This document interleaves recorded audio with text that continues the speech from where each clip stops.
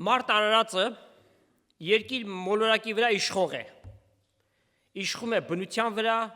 կենդանական աշխարհի վրա, թե ոչ այնպես, ինչպես եդեմական պարտեզի մեջ էր, որտեղ Աստված ամեն իշխանություն իր ձեռքը տվեց, սակայն մեղ գործելուց հետո այդ իշխանության ձևը մի փոքր փոխվեց, որտեղ անեծք եկավ մարդկության եւ բնության վրա մեղքի պատճառով, եդեմական պարտեզում գազաններ չկային, սակայն մեղ գործելուց հետո այն կենդանիները, որ Ադամի հետ շփվում են, թշնամի դարձան։ Հիմա մարդը իշխում է, սակայն զենքի զորությամբ։ Անզեն մարդուն առյուծը հեշտությամբ կարող է պատառել։ Անակոնդան, այդ հսկա օձը, որ Ամազոնի ափերում է, մարդուն կուլ է տալիս, թեև մարդը դրվեց երկրի վրա, որպեսզի բնությանը եւ կենդանական աշխարհին իշխի։ Աստված մարդուն մտավոր եւ ֆիզիկական կարողություններով է օժտել։ Մարդը գիտակից էակ է, ստեղծագործող էակ է, ամենապարզագույն գործիքներից, ինչ որ ասենք 5-6 տարի առաջ մարդ ուներ, այսօր հասել է գեր ժամանակակից սարքերի, զենքերի, տեխնոլոգիայի եւ այն գնալով ավելի շարունակվում է։ Եվ մարդ այսօր տիեզերքը նվաճել է, մոլորակների վրա են այցելում, աստղաբաշխական գումարներ ծախսում են եւ միամտաբար հավատում են, որ այս կամ այն մոլորակի վրա կյանք պիտի գտնեն։ Աստծո խոսքի վրա հիմնվելով ասում ենք, որ չեն գտնելու, ափսոս են այդ միջոցները, որ ծախսվում են։ Կյանքի բոլոր ասպարեզներում առաջընթաց կա, զարգացում կա, քաղաքներ են վերխոյանում։ Եվ տեսնում եք, ամեն քաղաքներում հսկա շենքեր, երկնաքերեր, high rising buildings։ Դուբայ քաղաքի մասին բոլորդ էլ լսել եք։ Տրիլիոններ է ծախսվում, ներդրվում այդ քաղաքի մեջ։ Եվ այնտեղ է գտնվում աշխարհի ամենաբարձրահարցակ շենքը, որ կոչվում է Բուրջ Խալիֆա, 828 մետր բարձրություն ունի։ Եվ ոչ միայն քաղաքը շատ զարգացած է, այդ քաղաքը նաև ծովի վրա է տարածվում արմավենու ծառի կերտվածքով։ Եվ շատ ներդրումներ են այնտեղ արել, շքեղ առանձնատներ, ամենաբարձր կարգի հյուրանոցներ, խաղատներ եւ զվարճության այլ վայրեր, դրամը ուղակի այնտեղ թափվում է, ներդրվում է եւ դրսից հարուստ մարդիկ գալիս են, որ իրենց կյանքը վայելեն։ Իսկ մյուս կողմից Աֆրիկյան մայրցամաքի 80%-ը աղքատության եւ անօթության մեջ է։ Միջին արևելքի հենց արաբական թերակղզու շատ տեղերում մարդիկ աղքատության մեջ են։ Այսպիսի մեծ ու հսկայական կոնտրաստ կա։ Մարդը այո, այսօր շատ զարմանալի գործեր է անում, ծովի տակից խողովակաշարեր են անցկացնում, կամ թունելներ են փորում, որտեղով գնացքներ են անցնում, մեքենաներ են գնում գալիս։ Մարդու ձեռքը այսօր մի փոքրիկ գործիք կա, որ կոչվում է սելֆոն, այս բջջային հեռախոսը։ Ինչ տեղեկատվություն, որ ուզես, մի քանի վայրկյանի ընթացքում կարող ես ունենալ։ Եվ այս զարգացումը մեր օրերում երկրաչափական պրոգրեսիայով է, եւ սպասենք, ավելի մեծ զարգացումներ պիտի լինեն։ Անհատական գետնի վրա մարդը ֆենոմենալ կարողություններ ունի, abilities, եւ ռեկորդները գրանցվում են Գինեսի գրքում։ Վերջին մի թարմ ռեկորդ ձեզ ասեմ։ Մի անձնավորություն 10 րոպեում 62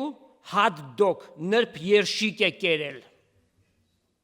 այսինքն 1 րոպեում 6 հատ, դա ուտել է, կուլ տալ է։ Եվ իր անունը գրվել է ռեկորդների գրքում։ 55 թվականից այդ գիրքը գոյություն ունի, ամեն տարի նոր փոփոխություններ են գալիս, նոր ռեկորդներ են գալիս, անշուշտ որոշներ մնում են անփոփոխ, ինչպես օրինակ, թռիչք բարձրության ռեկորդը պատկանում է Խավիեր Սոտոմայերին, կուբացի է, 1993 թվականին է այս ռեկորդը սահմանել, 2 մետր 45 սանտիմետր է թռել, բարձրություն, բայց չի զարգանում այս ռեկորդը, հավանաբար, որպիսի այն խոսքը իրականանա, որ գլխիցդ բարձր չես կարա թռչես։ Արտառոց հասակ է ունեցել ամերիկացի Ռոբերտ Վադլովը 2 մետր և 72 սանտիմետր, սա նորմալ բան է, ոչ, և քանի որ նորմալ չէ, այդպիսիները երկար չեն ապրում, 22 տարեկանում մահացել է այս մարդը։ Ներկայիս այդ ռեկորդի հեղինակը թուրք Սուլթան Քյոսենն է, կամ Քյոսա, չգիտեմ, 2 մետր 51 սանտի, և հաշվի առնելով այն հանգամանքը, որ այսպիսիները երկար չեն ապրում, նշանակում է Թուրքին քիչ մնաց։ Գիտեք, բարձրության վրա քայլող մարդիկ կան, լարի վրա քայլում են, և մարդիկ զմայլվում են, ասում են, այդպես, ինչպես հնարավոր է, որ մարդը իր հավասարակշռությունը պահի։ Շենքից շենքի վրա են գնում, մի լեռան գագաթից մյուսի վրա քայլում են, և մարդիկ զմայլվում են։ Այս վերջերս ֆրանսիացի հայտնի մեկը, որ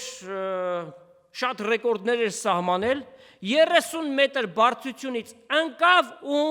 մեռավ։ Այս օրինակները բազմաբնույթ, ինչի համար բերեցինք։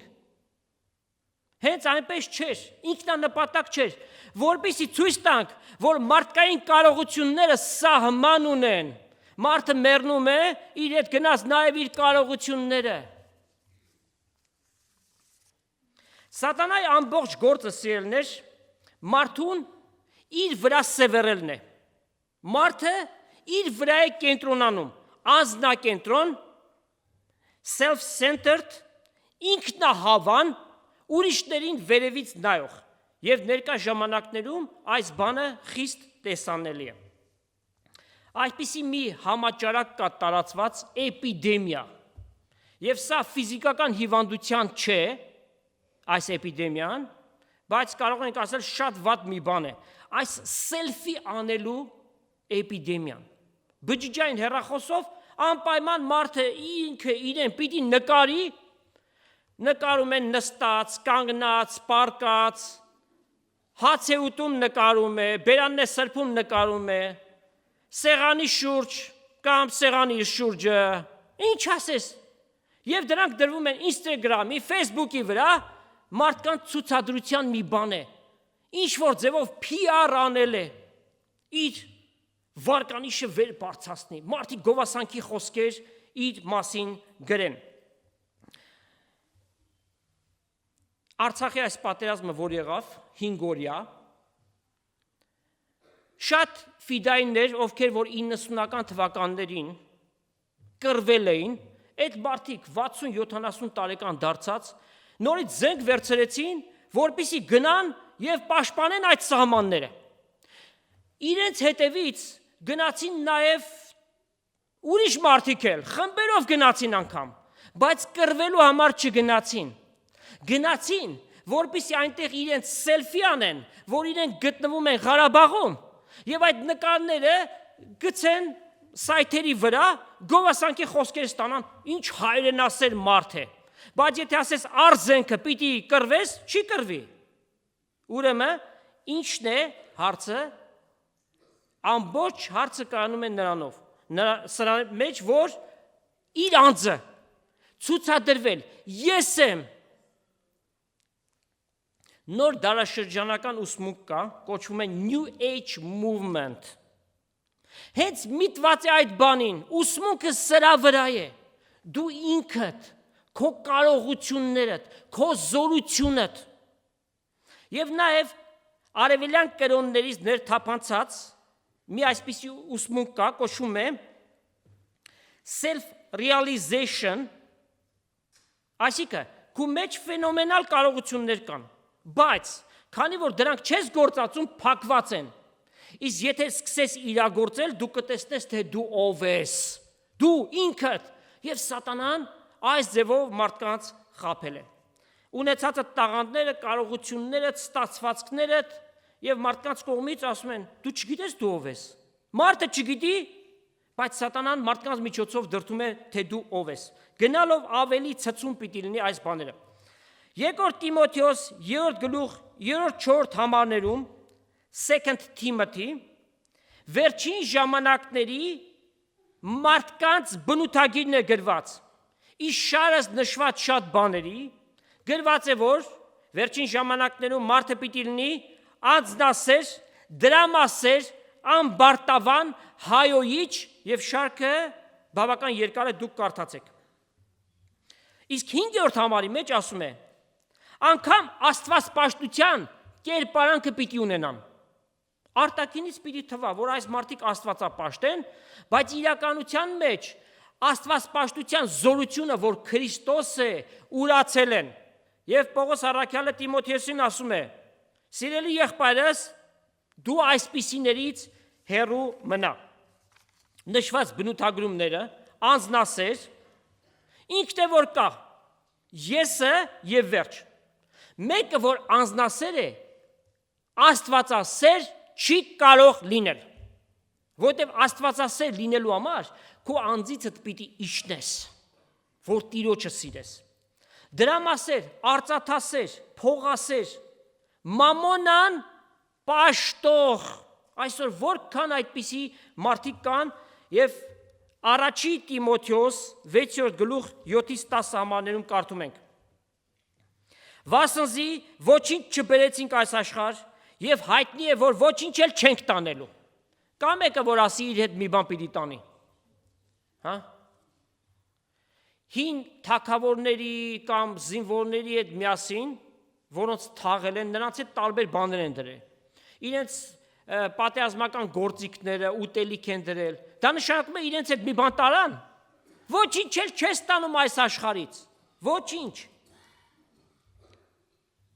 Հապա կերակուր եւ հանդերձ ունենալով սրանով բավականանանք։ Այդպես վարում եք, թե չէ։ Հա? Բայց նրանք, որ հարստանալ կուզեն, կընկնեն փորձության, որոգայթի եւ շատ հիմարական ու վնասակար ցանկությունների մեջ, որոնք ավերումի եւ կործանման մեջ կընկղմեն մարդկանց։ Վասնզի բոլոր չարիքների արմատը արծաթասիրությունն է, փողասիրությունը։ Չի ասում, որ այդ արմատը փողն է, փողասիրությունը, այն ինչի մեջ, որ սիրտդ մտած է, սիրտիդ հետ կապված է, որին մեկ քանիսները անձնատուր լինելով, հավատքիդ մոլորեցան եւ ինք իրեն շատ ցավերով խոցեցին։ Այո, մեկը եթե մամոնան սիրում է, սատանան այնպես կանի, որ այդ մամոնան կպաշտի։ Այլևս աստվածպաշտության տեղ չի կարող լինել։ Փոխարենը Աստված հետևյալն է ասում, երկրորդ օրինաց 8-րդ գլուխ, 2 Deuteronomy 17-18 համարները։ Սրտիդ մեջ մի ասա, թե այս հարստությունը իմ կարողությունովս եւ իմ ձեռքիս ուժով վաստակեցի։ Հապա քու Տեր Աստվածդ հիշե, քանզի հարստություն ստանալու համար քեզի ուժ տվողը նա է։ Եթե նա է տալիս, դու կարող ես ասել, որ քու բազուկիդ զորությամբ, քո մտքիդ պայծառությամբ, քո ուժովդ եւ կարողությամբ ստացար այդ բաները։ Իսկ հպարտությունը, որ կարդացինք այդ բնորոշող բաներից մեկն էր, ամենանողկալի մի բանն է։ Սա այն առաջի մեղքը եղավ, որով սատանան վարակվեց եւ ընկավ, եւ նաեւ այդ մեղքը մարդու մեջ է եկած։ Գիտեք, ոմանք որոշ բաների այս կյանքի մեջ հասել են, ասենք դիրք, փառք, պաշտոն, ստացվածքներ ունեն, պատճառ ունեն, ասենք հպարտանալու։ Ոմանք էլ կան, որ ոչ մի բան չունեն, բայց նորից հպարտ են։ Այսպիսիներին ինչ ենք ասում։ Դու այդ ինչիդ վրա ես հպարտացել, այ լոպաս։ Ժողովուրդ այդ խոսքն է գործածում նրանց։ Առակաց 16-րդ գլուխ 18-19 համարները, Proverbs, հետևյալն է ասում. Կոտորածի առջևից հպարտությունը ու կործանման առջևից ամբարտավանության ոգին է գնում։ Խոնարհների հետ խոնարհ լինելը հպարտների հետ ավար բաժանելուց աղեկ է։ Խոնարհների հետ խոնարհ լինել, ահա Աստծո առջև պատվական մի բան։ Կոտորածի առջևից հպարտությունն է գնում։ Աստված ցույց է տալի, որ այդ հպարտների վերջավորությունը ինչ պիտի լինի։ Ներկա դարը սիրելիներ մտավոր կարողությունների դար է։ Ստիվ Ջոբս, լսել եք այս անունը, մարդ կա, որ չիմանա։ Այս անձնավորությունը բոլորին հայտնի է, մի քանի տարի առաջ մեռավ, նրան անվանում են տեղեկատվական գիտության, տեխնոլոգիայի հայրը։ Եվ իրապես այս մարդը շատ բաներ է արել, որ ներկայիս տեխնոլոգիան, էլեկտրոնիկ տեխնոլոգիան այս մակարդակին հասել է եւ լեգենդներ են պատմում նրա մտքի թռիչքի մասին, մտավոր կարողությունների մասին, թողած ուրեմն ժառանգության մասին, որը մեկը չի կարող հակառակել այդ բանին։ Սակայն թերևս քչերը գիտեն, որ այս անձնավորությունը արևելյան կրոնների հետևորդ էր, բուդդիզմի եւ հնդկական կրոնի հետևորդ էր։ Եվ այդ կրոնները ինչ են, բերում մեջտեղ ինչ գաղափարներ, քարմա, նիրվանա, անգամ ծիծաղելի են այս հասկացողությունները։ Այսպիսի խելացի մեկը եւ խաբված, տեսնում եք, մարդկային կարողությունների մեջ շատ զորավոր էր, բայց ինչ ճանապարհով գնաց։ Այո, այսօր շատ մարդիկ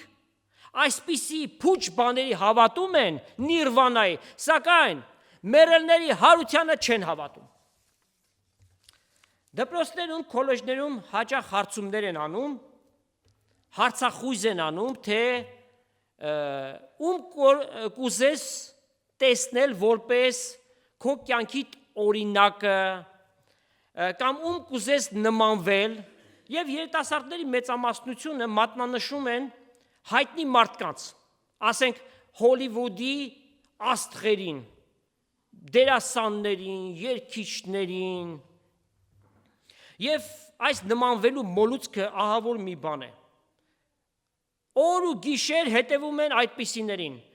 ինչ կերավ, ուր գնաց, ինչ պայուսակ է կրում, ինչ կենցաղ ունի, սակայն քննենք մյուս կողմը, այդ անձնավորությունները, այդ աստղերը անբարո կյանքով են ապրում շատերը։ Նրանց համար ամուսնանալ, ամուսնալուծվել, նորից ամուսնանալ եւ այդպես շարունակ ոչինչ մի բան է։ Ամուսնությունից դուրս հարաբերություններ կյանք ունենալ նրանց համար սովորական մի բան է։ Եվ երիտասարդությունը այսպիսիների հետևից է գնում նրանց նմանվելու մոլուցկա մարդկանց մեջ։ Կամ ուզում են նմանվել այս կամ այն սպորտսմենին։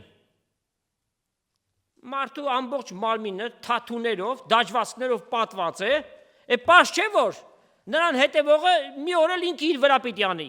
այդ բաները։ Աստված ասում է այդպիսի բաներ մի արեք եւ մարդիկ Աստծուն հակառակ են։ Իսկ այդպիսի աստղերը իրենց բերանից անպակաս է հայոյանքը, անբարտավանությունը իրենց կյանքերի մեջ է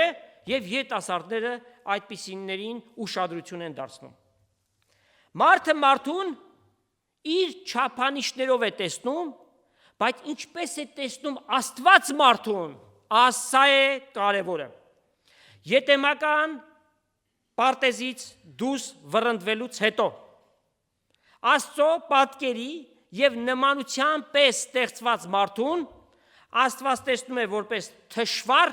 եւ ոչնչություն, իր բոլոր ունեցած կարողություններով մեկտեղ։ Սաղմոս 39-ի 4-ից 6 համարները Սաղմոս 39 4-ից 6 համարները։ Դավիթ այսպես ասում. Ցույց տուր ինձ ով Տեր իմ վերջս եւ օրերիս չափը որքան է, որպեսզի գիտենամ, թե ինչպես անցվոր եմ, ահա իմ օրերս թիզերի չափ է, եւ իմ կյանքս ոչինչի պես է քո առջևդ։ Իրավ ամեն մարդ թեև հաստատված լինի, բայց բոլորովին ունայնություն է։ Արդարև մարդը ստվերի պես կպտտի, արդարև փուշտեղ անհանգիստ կլինի, կդիզե, բայց չգիտե, թե ով պիտի առնե զանոնք։ Մարդը ունայնություն է, ոչինչի նման է, բոլորովին անցնող մեկն է, ստվերի պես է։ Մարդիկ կարծում են, որ իրենք Աստված են։ Այնպիսի դիրքի հասան, որ իրենք Աստված են, բայց Աստված ասում է. իմացեք, որ մարդու նման պիտի մեռնեք։ Իսկ ազգերին տրված բնորոշումը Աստծո խոսքով հետևյալն է։ Եսայի 40-րդ գլուխ 15 համար, Isaiah 40:15։ Ազգերը դույլից կաթած կաթիլի պես են ու կշիրքի մեջ մանր փոշու պես, պատկերացնում եք, դույլով ջուր է ստանում եւ մի կաթիլ կաթում է, հոգ ես անում դրա համար, ոչինչ բան է, չէ, կամ կշերքի վրա դրված փոշու հատիկը, կա կամ չկա, տարբերություն անում է, այդպես է մարդկությունը, մեղավոր մարդկությունը, Աստծո առջև, ահա ազգերը ցրված փոշու պես են, օդի մեջ դիտեք, եթե մանավանդ լույս է ընկած, փոշու հատիկներ կտեսնեք, ազգերը նմանեցվեց փոշու հատիկներին։ Մեղավոր մարդու էության տարողությունների մասին շատ յուրահատուկ մեկնաբանում է տալիս Աստված Հուդայի թղթի մեջ Ջուդ 12-13 համարները կարդանք։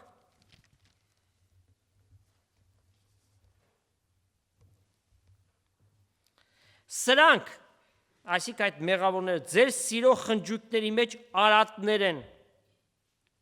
երբ ձեզ հետ կերուխումի կնստեն, ան երկյուղ իրենց անձը կկերակրեն, ան ջուր ամպերեն հովերից քշված, իրենց պտուղը կորցրած ծառեր, բերք չունեցող, երկու անգամ մեռած, սա ինչ մեռնել է, երկու անգամ, մեկ ֆիզիկապես և մեկ էլ հոգեպես մեռած, արմատից խլված, ծառը եթե արմատից խլես ինչ կլինի, մեռած է արդեն, ծովու կատաղած ալիքներ, որոնք իրենց անձերի ամոթը կփրփրեցնեն, մոլորված աստղեր, որոնց համար խավարի մեկը պահված է հավիտյան, ամենատաղանդավոր գրող անգամ կերազեր ու իր երազանքին չեր հասնի այսպիսի իմաստությամբ ներկայացնելու, ինչպես որ Աստծո խոսքն է մեզ ներկայացվում։ Հուդա առաքյալի և Պետրոս առաքյալի գրությունների մեջ շատ անմիջական նմանություններ կան, մի քանի համարել կարդանք Պետրոս առաքյալի գրություններից, երկրորդ Պետրոս, երկրորդ գլուխ 17-18 համարները։ Սրանք ջուր չունեցող աղբյուրներ են, տեսնում եք իրար լրացնում են, ու փոթորիկից քշված մեգեր, որոնց համար թանձր խավարը պահված է հավիտյան, քանզի ունայնության հպարտ խոսքեր խոսելով, գիջություններով, մարմնի ցանկություններով կխաբեն զանոնք, որ քիչ առաջ փախել էին անոնցմե, որ մոլորության մեջ կպտտեին։ Իրենք այս վիճակի մեջ են, խավարի մեջ են, դատապարտված են,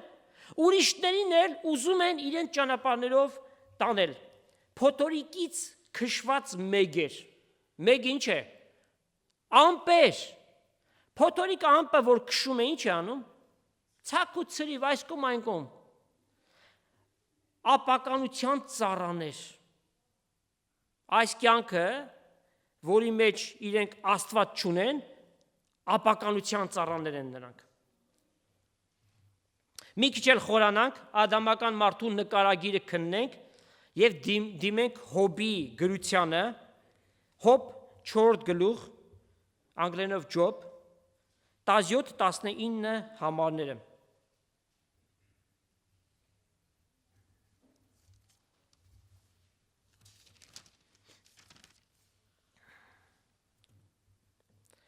Միթե մարդը Աստծո առջև արդար կարող է լինել, մարդը արարիչից ավելի մաքուր կարող է լինել։ Ահա նա իր ծառաներին չի հավատում, իր հրեշտակների վրա պակասություն է գտնում։ Այն հրեշտակները, որ իրեն հավատարիմ են եւ Աստված է նրանց ստեղծել, նրանց վրա էլ պակասություն է գտնում։ Այլ ուր կմնան նրանք, որ կավեղեն տների մեջ կբնակվեն, որոնց հիմը փոշու մեջ է եւ որոնք ցեցից առաջ կճզմվեն։ Ցեցը մի փոքր մի չատ է, որ ճզմում ես գնում է, ցեցից առաջ են ճզմվում սրանք։ Ահա սա է ընդհանրական ֆենոմենալ մտածողություն ունեցող մարդու նկարագիրը, որ անշուշտ իր կարողությունների վրա ավելի հպարտանում է։ Հիսուս ասաց. չեք կարող ձեր հասակի վրա կանգուն ավելացնել։ Ով կարող է այդ բանը անի։ Ոչ մեկը։ Չեք կարող ձեր կյանքի օրերը ավելացնել։ Մեկը կարող է ավելացնել։ Որքան որ կա, վերջացավ, այս աշխարհից գնում են։ Կարող ես ավելացնել։ Ոչ, չես կարող։ Հետևաբար բերանդ փակի, հանգիստ տեղդ նստի եւ լսի, թե Աստված ինչ է ասում։ Իսկ Աստված ասում է հետևյալը։ Նպատակը հետևյալն է, որ մարդը հասկանա, որ առանց Աստծո ինքը ոչինչ է,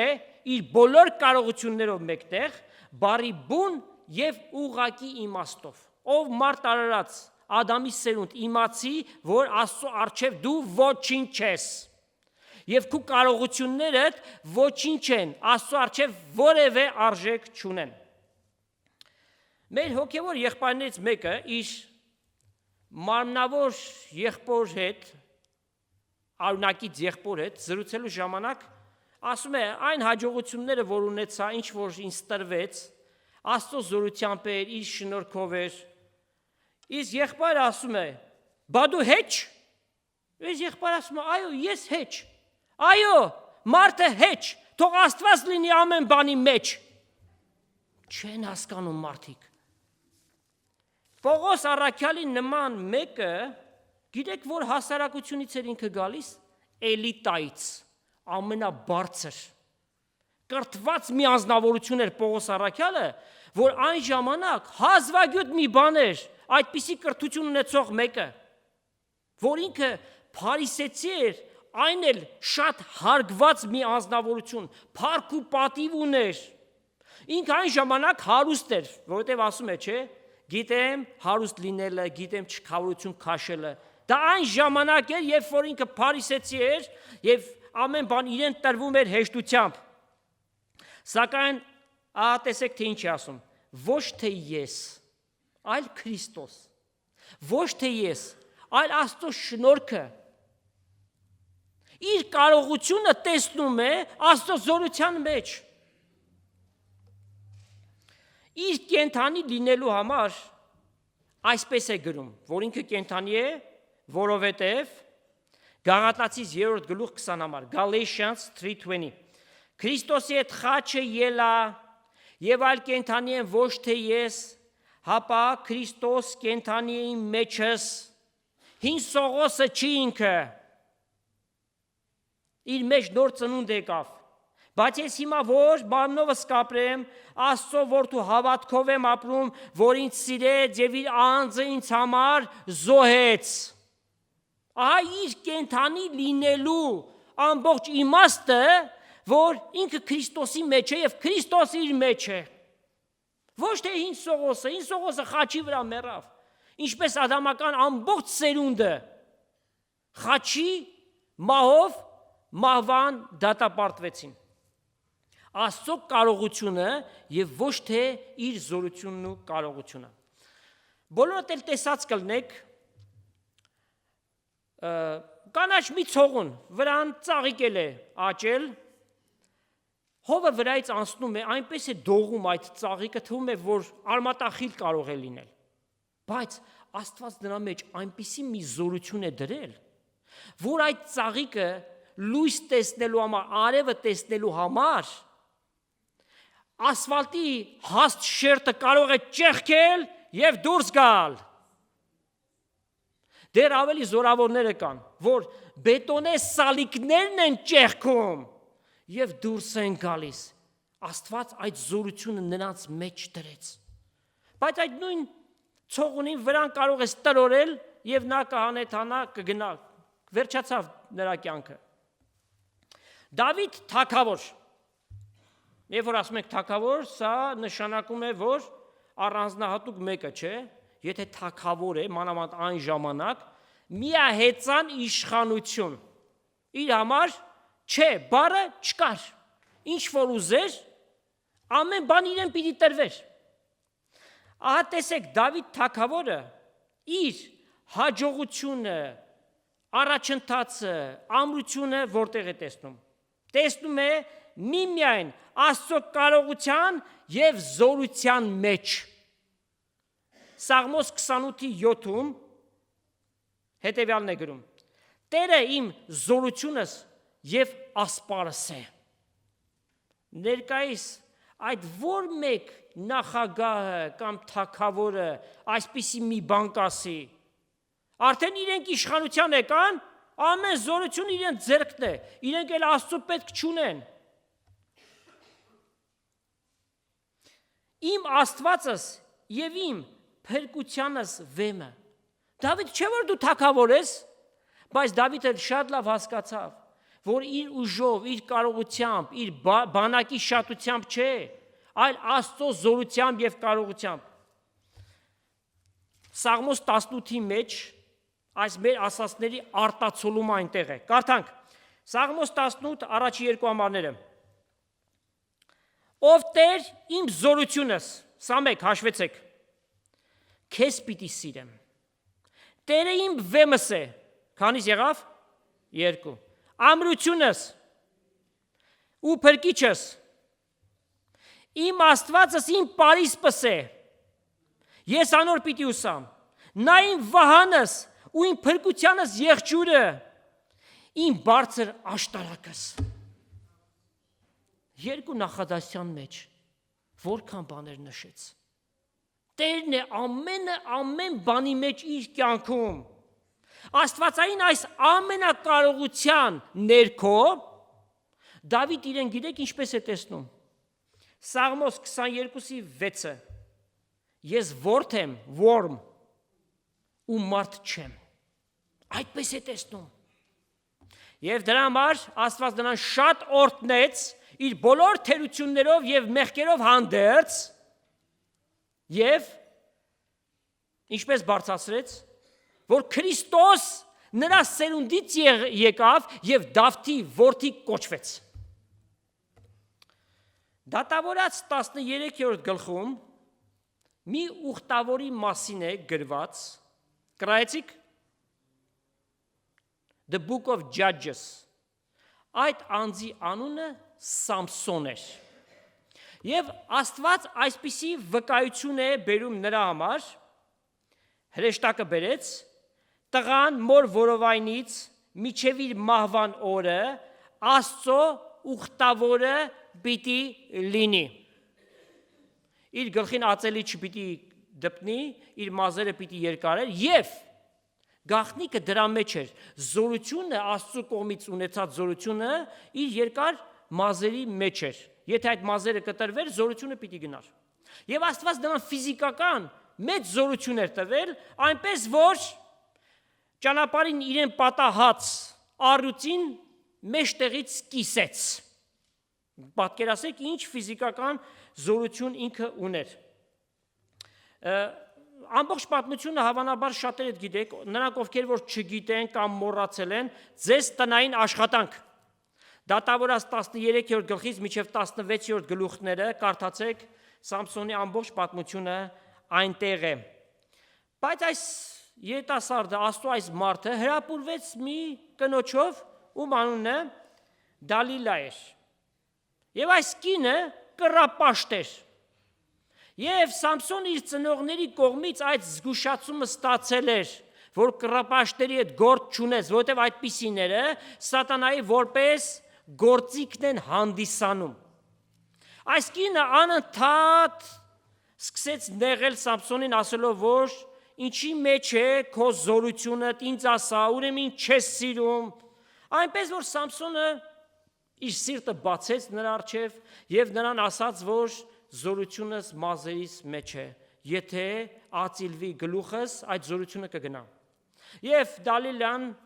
քնասրեց Սամսոնին, կանչեց փղշտացիներին, նրանք եկան եւ ածելեցին իր գլուխը։ Զորությունը գնաց, քանի դեռ ածիլված չէր գլուխը, ինքը հսկա մեկն էր, բայց ածիլվելուց հետո այդ զորությունը գնաց, Աստված այլևս իր հետ չէր, սովորական մի մարդու նման դարձավ։ Փղշտացիները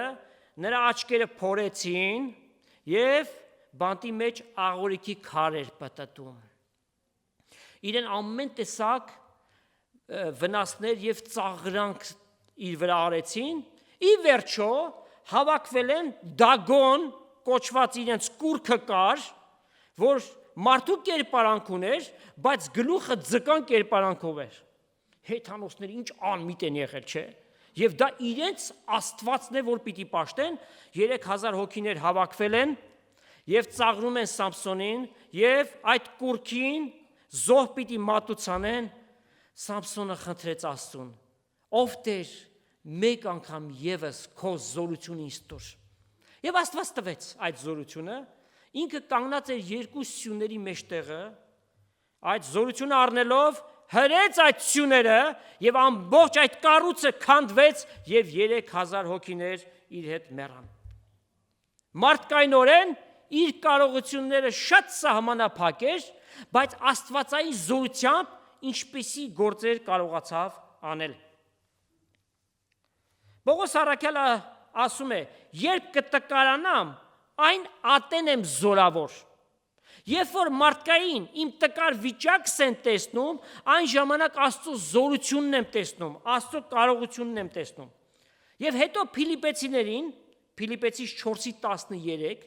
Philippians գրում է. ամեն բան կարող եմ նրանով, որ ինձ զորացրեց։ Ամեն բան ասած ինչ է։ Օրինակ կարող ենք ասել այս խոսքը եւ 200 կիլոգրամանոց ծանրաձողը բարձրացնենք մեր գլխավերևում։ Կարող ենք։ Անշուշտ որ չենք կարող։ Ինչի մասին է խոսքը։ Սա Սուրբ Հոգու ներգործությունն է, սկզբունքը եւ պարունակությունը հոգեվոր է։ Հիսուս ինչ ասաց. առանց ինձ բան մնել չեք կարող անել։ Որտեւ ամեն հոգևոր գործի հեղինակը Քրիստոս է, զորություն տվողը Աստված է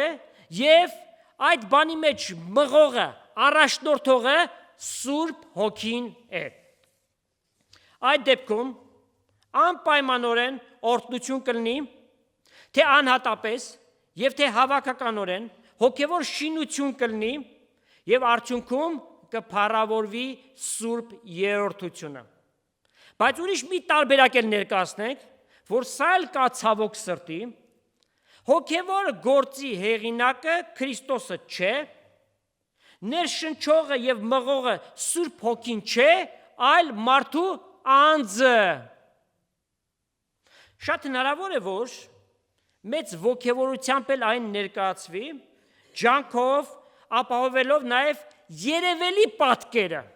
երևացող պատկերը, այնպես որ մարդիկ զմայլվեն։ Սակայն, եթե այդ գործի հեղինակը Քրիստոսը չէ,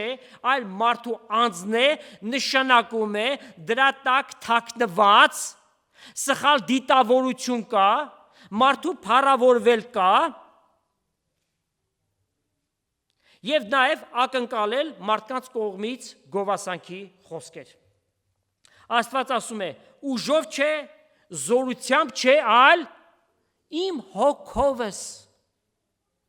Սուրբ Հոգին պիտի առաջնորդի այդ բանին։ Սուրբ Հոգին պիտի գործածի այն սկզբունքով եւ միմիայն այն բանի համար, որ Սուրբ երրորդությունը փառավորվի։ Հին ուխտի մեջ նույն սկզբունքը գործում էր։ Եթե հավատքի հերոսներին վերցնենք հին ուխտի, օրինակ Աբրահամը, Հակոբը, Հովսեփը, Մովսեսը, Հեսուն, ուրիշների էլ կարող եք վերցնել, Աստված այս մարդկանց հետ գործակցեց եւ նրանք մեծ գործեր կատարեցին Աստծո փառքի համար։ Այո, իրենք են կատարողը, բայց իրենց անձը չէր, այլ հոգու զորությամբ էին այդ բաները անում։ Թեև այս բոլորն էլ իրենց կյանքերի մեջ թերություններ, մեղքեր ունեցան, բայց Աստված որպես դատարկ անոթներ նրանց գործածեց։ Հոգու զորությունը ի հայտ գալու համար 3 հանգամանքներ անհրաժեշտ են։ Դրանցից առաջինը Աստծուց կախում ունենալը, մշտապես։ Այդ պարագային անձը ֆակտոր չի հանդիսանում, գործոն չէ անձը, այլ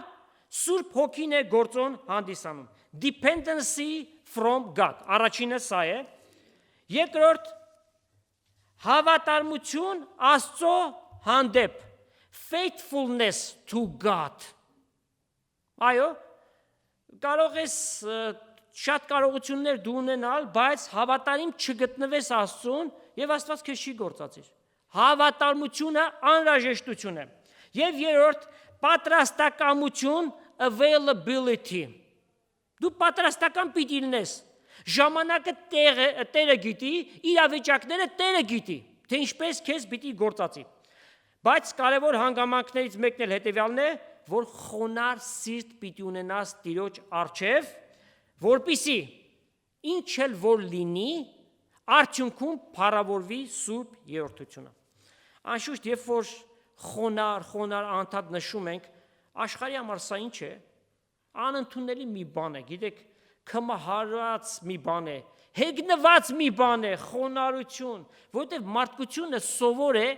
զորբայության։ Հետևաբար, երբ որ խոնարհության մասն ենք խոսում, նրանք կարծում են, որ տկարության արդյունքում է, որ մարդը խոնարհում է։ Առաջի Կորինթացիներին գրված նամակում, առաջի Կորինթացիս առաջի գլուխ 26-ից 31 համարներում հետևյալն ենք կարդում։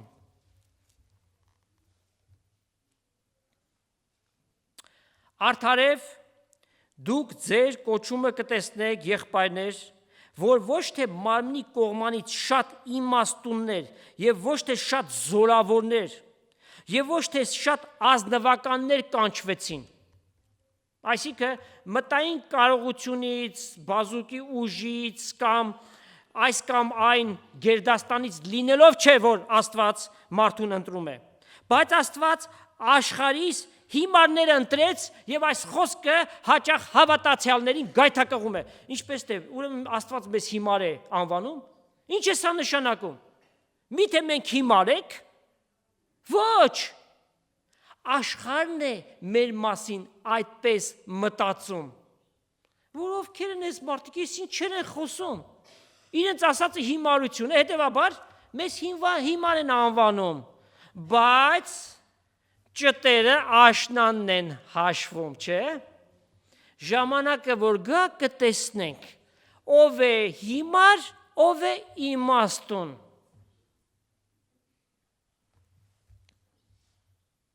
Որպիսի ամոթով անի իմաստուններին եւ աշխարհիս տկարները ընտրեց, որպիսի ամոթով անի զորավորներին։ Եվ աշխարհից ցածրար ազգիները եւ անարգները ընտրեց եւ ոչինչները։ Գիտեք, ընդհանրապես բարձր կրթությունը, չենք ասում, որ ամեն պարագայի մեջ շատ հաճախ այդպես է, հպարտացնում է մարդուն։ Մարդը PhD ունի եւ մեծ ներդրում ունի մարդկության կյանքի մեջ, հայտնագործություններ արի եւ այլն։ Շատ դժվար է այդպիսիներին, գիտեք, Աստված եւ իրենց ունեցածը, իրենց կարողությունները։ Եվ միայն գիտության բնագավառը չէ, շատ այլ բնագավառեր կարող ենք մենք վերցնել։ Այսպիսիների համար դժվար է հասկանալ այս ճշմարտությունները, բայց նրանք ովքեր որ այս կյանքի անարդարություններով են անցել, նրանք ովքեր որ այս կյանքը նրանց խոցել է, այո, նրանք խոնարհում են, նրանք Տիրոջն են գալիս։ Եվ աշխարհիս անարգները ընտրեց եւ ոչինչները, որպիսի նրանք, որ բան մլալ կկարծեն, խափանվեն, որ մարմինը չպարծենա Աստծո առջև, որ ես այս անձնավորությունն եմ, որ ես այս կարողություններ ունեմ, որ ես այս բաներն եմ արել։ Աստծո առջև ինչպես կարող ես դու պարծենալ, ինչով պիտի պարծենաս, երբ որ Աստված մեղավոր մարդու համար ասում է դու ոչինչ ես։ Դուք նրանից եք Քրիստոս Հիսուսով, որ մեզ Աստծուց իմաստություն եղավ։ Դու ամենամեծագույն իմաստությունն ես սիրելիս, որովհետև Քրիստոս ունես քո կյանքիդ մեջ, եւ նրա մեջ է բնակվում իմաստության եւ գիտության բոլոր գանձերը։ Մեզ Քրիստոս արդարություն եղավ, սրբություն եղավ, փրկություն եղավ, որպիսի, ինչպես գրված է, նա որ պարծենում է, թող միայն Տիրոջմով պարծենա։ Այո, մեր կարողությունը, մեր զորությունը, մեր մարդկային իրավիճակներից չէ, մեր կարողություններից չէ, այլ Աստծո զորությունը եւ կարողությունը մեր մեջ։ Քրիստոսին եկած մեկը արժեք է գտնում։ Եվ այդ արժեքը վերստին ծնված մարդն է, նոր ստեղծագործությունն է։ Հոգիով եղած բնակությունն է մեր մեջ, որ արժեք է տալիս մարդուն։